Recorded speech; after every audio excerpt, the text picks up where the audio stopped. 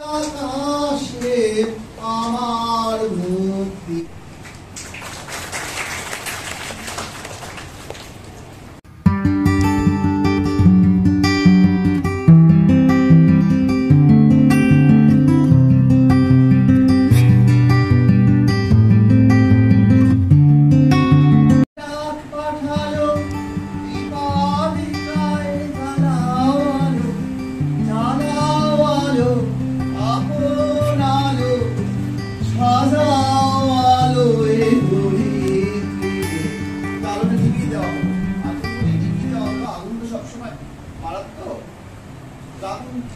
আগুনকে নিয়ন্ত্রণ করলে ক্ষুধা রান্না প্রস্তুত হয়, আর আগুনকে যদি ছেড়ে দেওয়া হয় তাহলে ঘর পুড়িয়ে দেয়।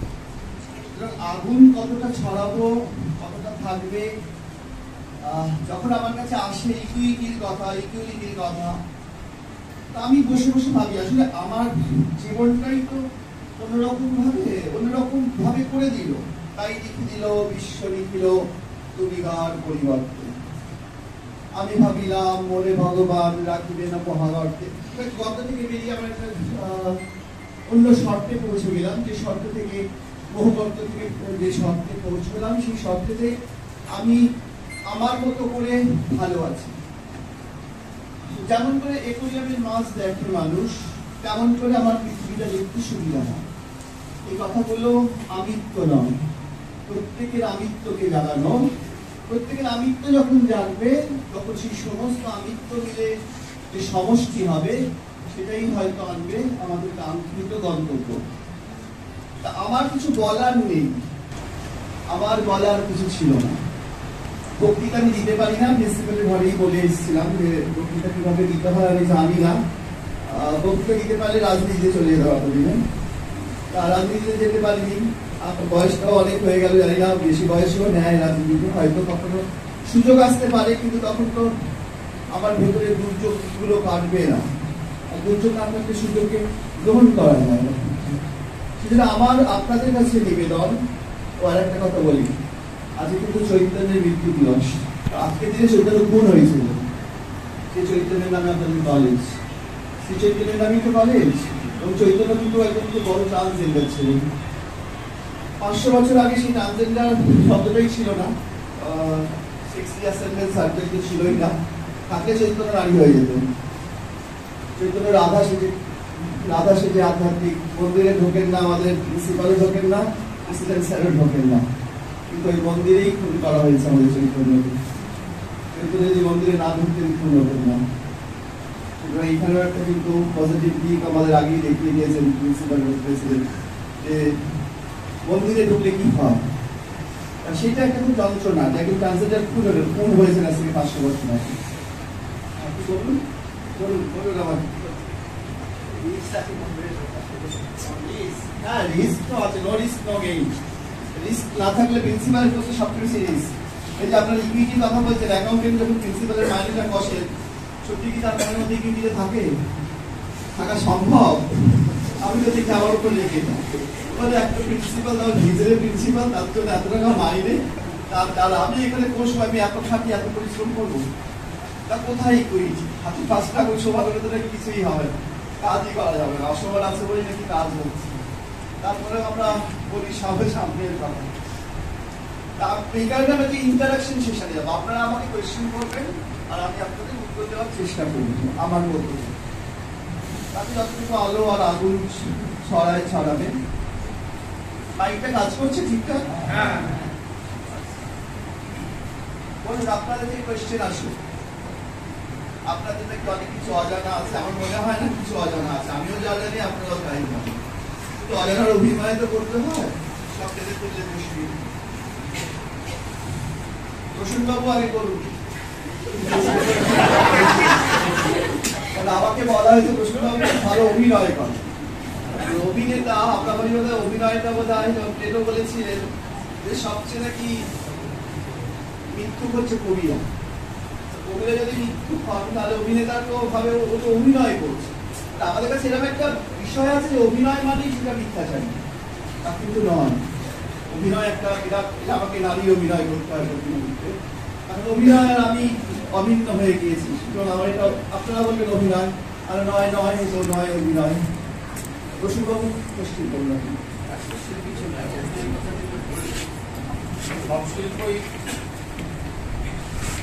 সব শিল্পই সত্যের কথা তুলে ধরে তো, আর সত্যকে একটু মিথ্যার আবরণ না দিলে সেই সত্যটা প্রকাশ করে। তুমি সন্ধ্যার মেঘমালা এই বলে বলা হয়, কিন্তু তো তাই না, সন্ধ্যার মেঘমালা তো হয় না, ভালোবাসাটা প্রকাশ করার জন্য ওইটা বলা হয়, ওটা তো মিথ্যা। ওই মিথ্যাটা ভালোবাসার যে গভীর সত্যটাকে অনুভব করতে সাহায্য করে। তো সব শিল্পেরই এইটাই নিয়ম। কোশ্চেন বলতে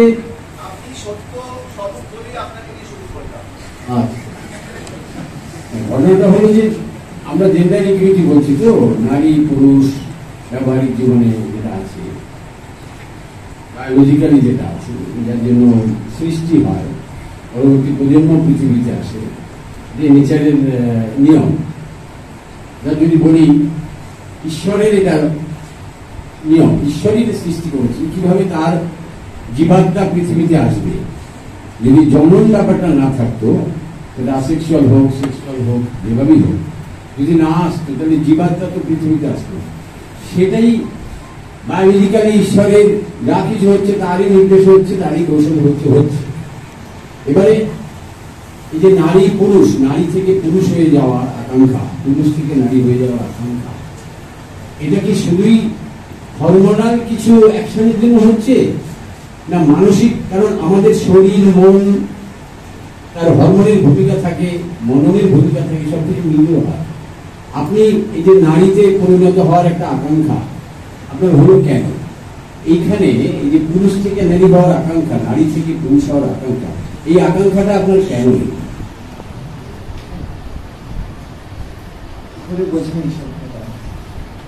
আপনি বললেন যে কালীকে নাকি উপবীত করিয়েছেন, শ্যামা কখনো পুরুষ কখনো প্রকৃতি।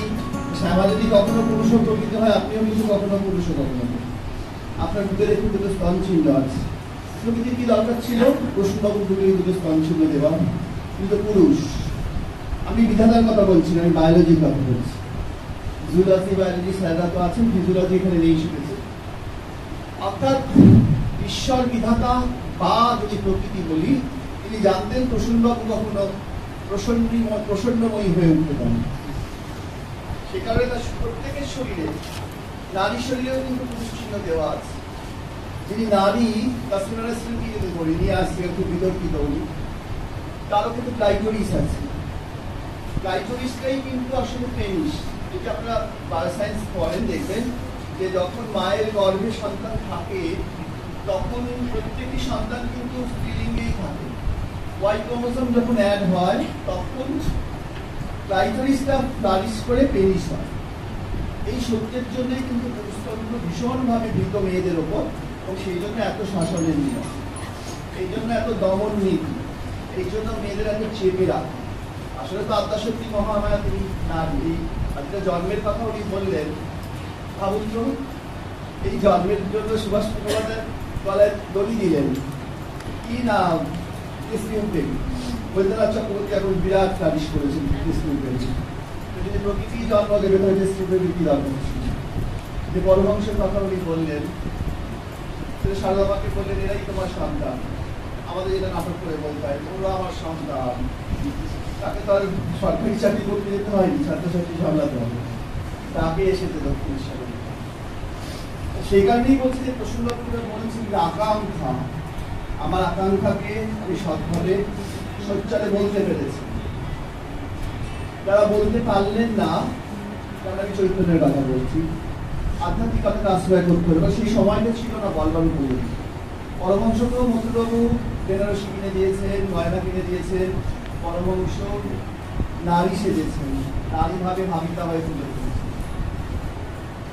23টা ক্রোমোসোম বাবা, 23টা ক্রোমোসোম মা দেয়। সুতরাং আমরা কোথা থেকে পরিষ্কার নিখাত পুরুষ হব, আর কোথা থেকে এবার নিখাত নারী হব?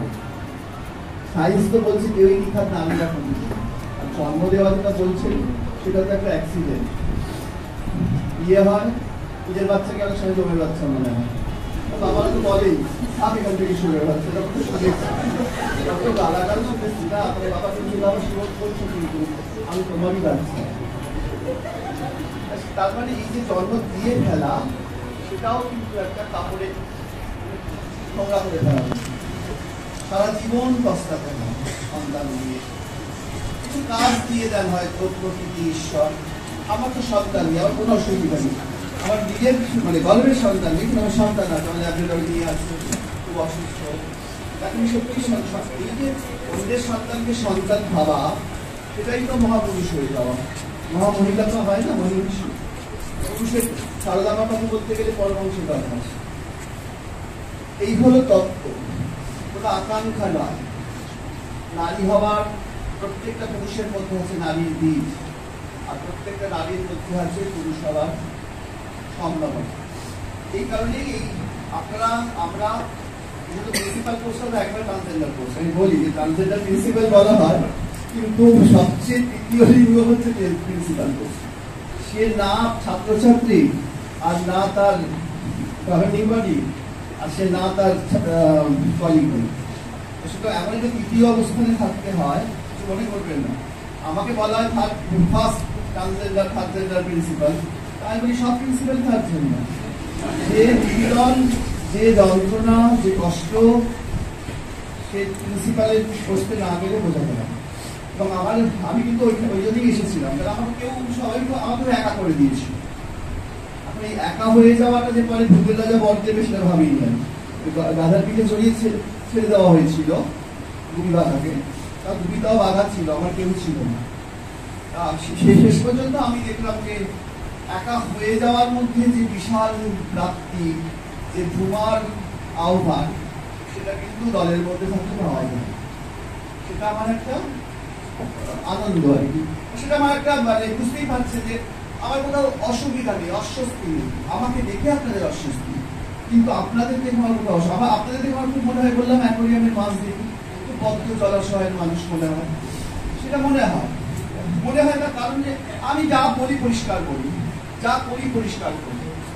তাদের কাছে গেলে বলে না আপনার বাউলস ক্লিয়ার হয়েছে, আমার বাউলস অলওয়েজ যত রকম কিছু আছে, বাউলস রক্ত ফক্ত সব ছাড় করে বললো আলোকেরই ঝর্ণা ধারায় ঘুরিয়ে দাও না, কি বলছিলেন আপনার দিদি? আলোকের ঝর্ণা ধারায় কি হয়, পরে দিন এত করে সারা পোকা মরে পড়ে। ওইভাবে দেখি আর জীবনকে তো অনেক কিছু ভাবে দেখা যায়। আচ্ছা, প্রশ্ন বাবুর পরে এবারে আর কি প্রশ্ন আছে?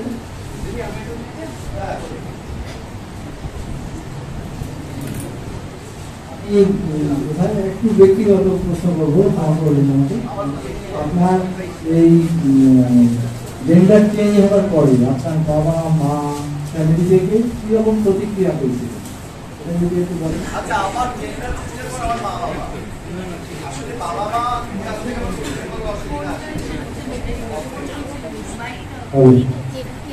উনি আমাকে কোয়েশ্চেন করেছেন যে আমার জেন্ডার চেঞ্জের পর আমার বাবা মার কি অবস্থা হলো, কি হলো।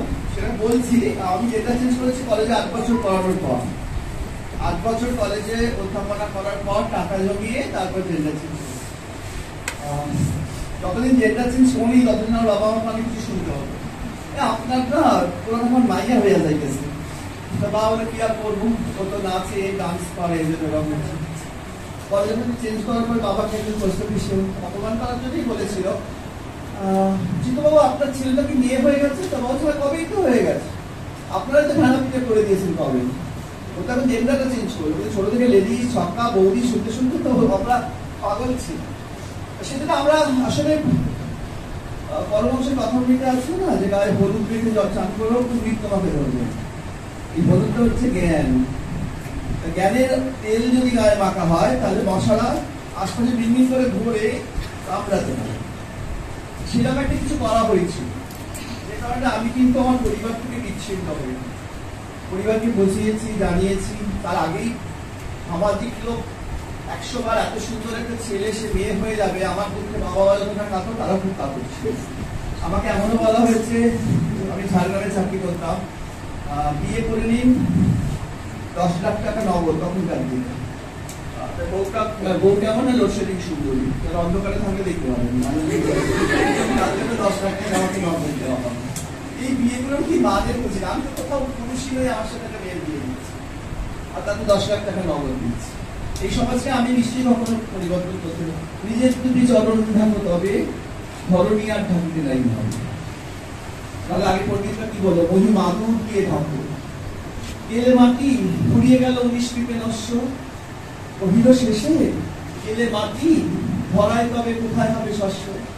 এই এত পণ্ডিতের মধ্যে লাস্টে বৃদ্ধ চামারপতি বললেন নিজের তুমি চরণ থাকো।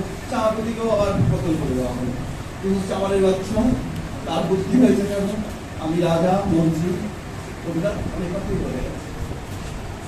সেই হচ্ছে কথা। সেটা হচ্ছে যে হ্যাঁ আমি বিয়ে করতে পারতাম, সামাজিক হতে পারতাম, অসামাজিক হলাম, অসামাজিক হয়ে দেখলাম একটা বিচ্ছিন্নতা প্রথম হচ্ছিল, কিন্তু একটা দারুণ স্বাধীনতা। সেই স্বাধীনতায় আমি উদ্ভাসী, স্বাধীনতায় আমি হলুদ শাড়ি করতে পারি, কালো ব্লাউজ করতে পারি, লিপস্টিক লাগাতে পারি, এটা আমার স্বাধীনতা। এটা প্রত্যেকটা মেয়ের এটা আসা উচিত। আসা খুব মুশকিল, এখন পাখাগুলো বন্ধ করে দেওয়া হয় খাঁচায় রেখে, তারা উঠতে পারে না, উঠতে ভুলে যায়। ওরা ইচ্ছে মনে থাকে, আকাঙ্ক্ষা থাকলেই তো হয় না, সামর্থ্য থাকে না। এই হচ্ছে আমার কাহিনী। আর আপনার সাথে আমি শেয়ার কি করবো, সবার সাথে কি করবো। পরের প্রশ্ন, আমার কি ছেলে ছিল, ছেলে বলে আমরা একটা ছাত্রকে আমি অ্যাডাপ্ট করেছিলাম অ্যাজ মাই সান। সেই ছেলেটিকে ওরা অ্যাডাপ্ট করলো। কিভাবে অ্যাডাপ্ট করলো বুঝলি, যে গ্রামের ছেলে, এবং সেই বললো মা আমি এই কলেজে থাকতে পারছি না, ওই কলেজে।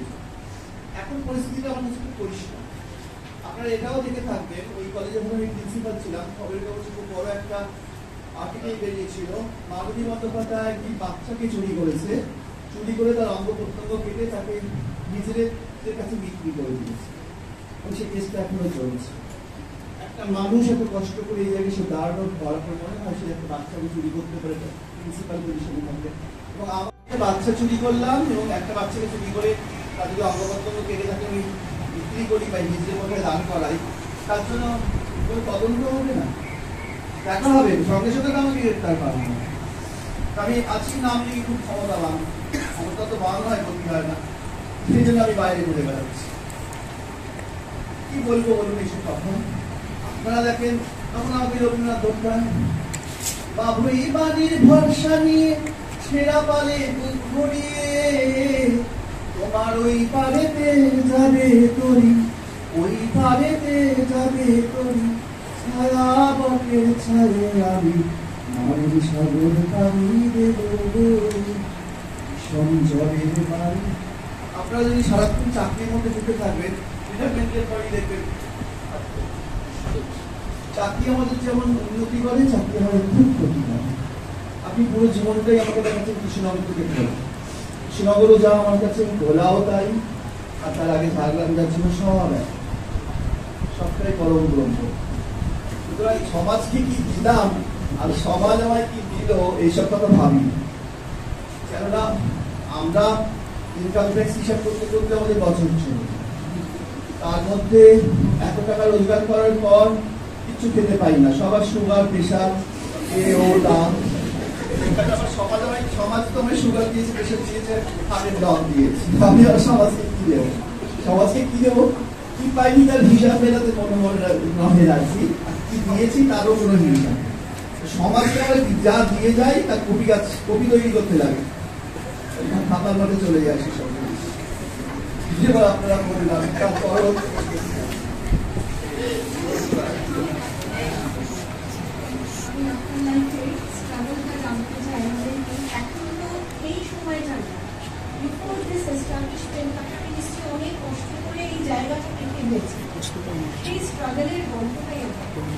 প্রশ্নটা আমার ছিল।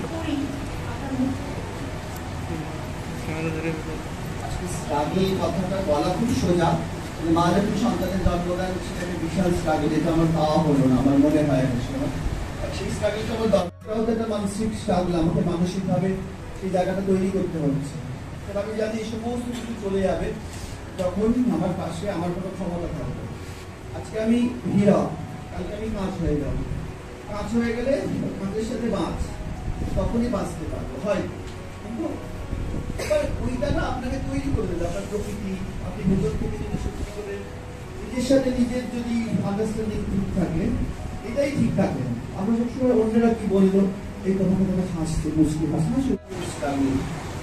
যে রাজপথের উপর দিয়ে গাড়ি চালিয়ে আসিনি কত মানুষের স্ট্রাগল করতে সেই রাজপথটা তৈরি না কত বীজ খোয়া কত রকম গরম তার মধ্যে পড়ছে তার মধ্যে বালু দেওয়া হচ্ছে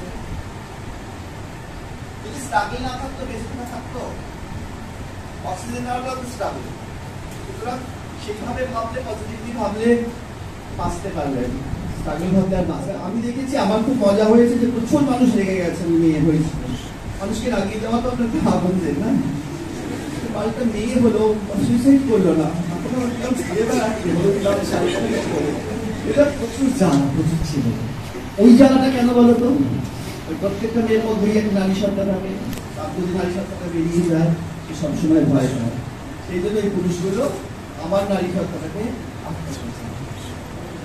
তুমি হোমোসেক্সুয়াল হও তুমি ট্রান্সজেন্ডার হও না এটাই বলতে চাই সেটা তো একটু লড়তে হবে আমাকে দেখে প্রচুর মানুষ এখন আপনারা কি জানেন না আপনারা ইয়ে খুলে দেখে যাবে ইন্টারনেট খুলে নরেন্দ্র কৌশিক করে একটা ডাক্তার আছেন দিল্লিতে তিনি শুধুমাত্র সেক্সিয়াসের সার্জারি করেন এটা করে একটা বিরাট হসপিটাল তৈরি করেছেন গোটা পৃথিবীর মানুষ সেগুলো সেক্স চেঞ্জ করতে আসে এরপরে আপনারা সকলেই কিন্তু সংখ্যালঘু হয়ে যাবে আমি বলে রাখছি আজকে চৈতন্যদের দিবসে চৈতন্য কলেজে দেখবেন ট্রান্সজেন্ডাররাই সংখ্যা প্রদান করছে হয়ে গেছে এই মুহূর্তে আপনাদের এই তথাকথিত মেইনস্ট্রিম এই নারী পুরুষ এটা কিন্তু চলে যাচ্ছে একটুখানি এখান থেকে গিয়ে ভালো একটা মলে ঢুকলে দেখবেন সব ইউনিসেক্সুয়াল এটা ইউনিসেক্সুয়াল পোশাক ইউনিসেক্সুয়াল সব কিছু হচ্ছে ইউনিসেক্সুয়াল এটাকে স্ট্রাগল বলবো এটা আনন্দে হবে শাখা হবে না নাই হয় তারপর ওই পড়াশোনা আমি জীবনে করি রবীন্দ্রনাথ এটা দেখবো মজার করছেন এই পড়াশোনা করেন মা বলছে বাবা বলছে পর বই পড়ার মধ্যে পুস্তক হস্তে পূজা বিদ্যা পাল হস্তে গাতাম ধানাম কার্যকালে সামুৎপন্নে নাসা বিদ্যা গাতাত ধানাম পড়াশোনা বলতে আপনি কি করছেন আমি সেটা জানি আমার কাছে যে কথা বলছি আপনার সাথে ইন্টারেকশন থেকে পড়াশোনা তাতে তথ্য বাজার আগে ভর্তি হলো আমি কি তথ্যকে ধরে ভগবান আমাকে মারলেন না আমার আগে যে কজন সেক্স চেঞ্জ করেছে প্রত্যেকে সুইসাইড করেছে আমি যখন সেক্স অ্যাসেসমেন্ট সার্জারি করতে গেলাম আমাকে বলা হলো যে দেখুন মৃত্যু আপনার অবধারিত এবং আমার কলেজেও ফোন এলো ডাক্তারবাবু এলো আমি কলেজে সুইসাইড করেছি যে ডাক্তারবাবু আমায় বলছেন আপনার মনে হচ্ছে না 2003-তে আমি সেক্স অ্যাসেসমেন্ট সার্জারি করি এত পাহাড় পর্বত পেরিয়ে এসেছি এখন তোমাদের এই প্রশ্নগুলো শুনলে মনে হয় সত্যি আমি সে সময় কিভাবে যারা তোমাদেরকে এখানে বসে আছেন যারা রিটায়ার করবেন যারা 5 সন্তানের মা তাদের যদি জিজ্ঞেস করো তোমার তো একটাও সন্তান ছিল না তুমি এই 5টা বাচ্চাকে কি করে জন্ম দিলে কি করে তাকে ফিরে যেতে হবে পেছন দিকটায় আমি কিন্তু ভীষণভাবে রবীন্দ্রনাথ পড়ার জন্যই হোক বা টলস্টয় পড়ার জন্য হোক ভীষণভাবে ঈশ্বর বিশ্বাসী ছিলাম এখনো আছি সেই ঈশ্বর বিশ্বাস করা মানে হচ্ছে একটা কোথাও অস্তিত্ববাদ সেই অস্তিত্ববাদটাকে বিশ্বাস করতাম বলে নিজের অস্তিত্বটাকে শেষ করে দিইনি আমি জানি আমার অস্তিত্বটা শেষ হবে আমি তো মারা তো যাবোই যেভাবেই মন তোমাদের মধ্যে যখন ছাত্রছাত্রী ছিলাম বাবার অবস্থা ভালো ছিল না খুব বেশি পয়সাওয়ালা ঘরেতে ছিলাম না পড়াশোনার জন্য স্ট্রাগল করতে হতো তখন খুবই কাজকর্ম করতে হতো আর কি সেই জন্য আমাকে খুব একটা মানে খুব সুখী জীবন বা খুব ভোগের জীবন কখনো টানেনি যারা বৌদি বলতো তারা আবার বৌদির মতো আমাকে ভালোবাসতো আদরও করতো জড়িয়ে ধরতো এই ভাবতাম ও আছো আবু আছি করে এই করতে করতে একদিন দেখলাম গরুর গাড়ি থেকে সোজা তাই তো এভাবেই হয় জীবন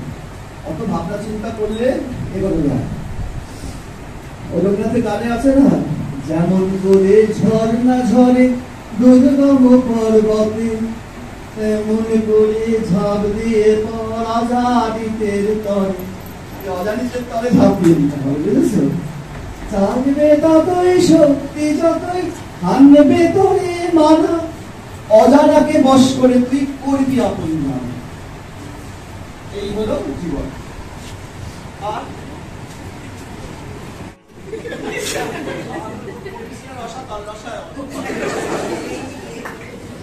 আমরা আসে পিঠ বাঁচানোর কোনো দরকার পড়ে তখন নিশ্চিত ঢুকে পড়বো রাজনৈতিক দলে।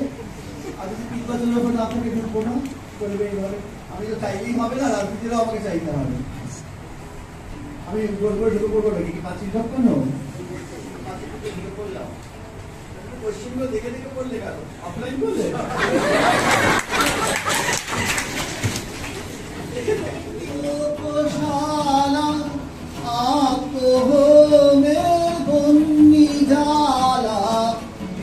বিশ্বধাতার যজ্ঞশালা, আত্মহোমের বন্দিজালা, জীবন যেন দিয়াহুতি, মুক্তি আসে এই আকাশে আমার মুক্তি, আলোয় আলোয় এই আকাশে আমার মুক্তি, আলোয় আলোয় আমার মুক্তি, ধুলায় ধুলায় ভাসে ভাসে এই আকাশে আমার মুক্তি, আলোয় আলোয় আমার মুক্তি, সর্বজনে মনের মাঝে দুঃখ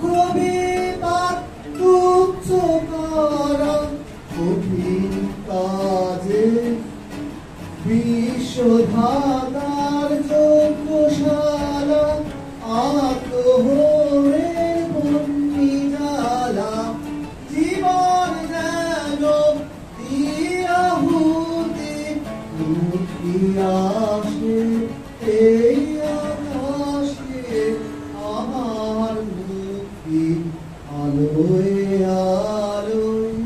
সকলের শুভ কামনা করি।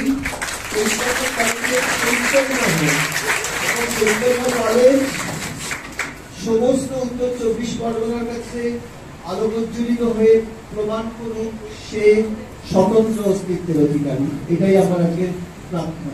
নমস্কার।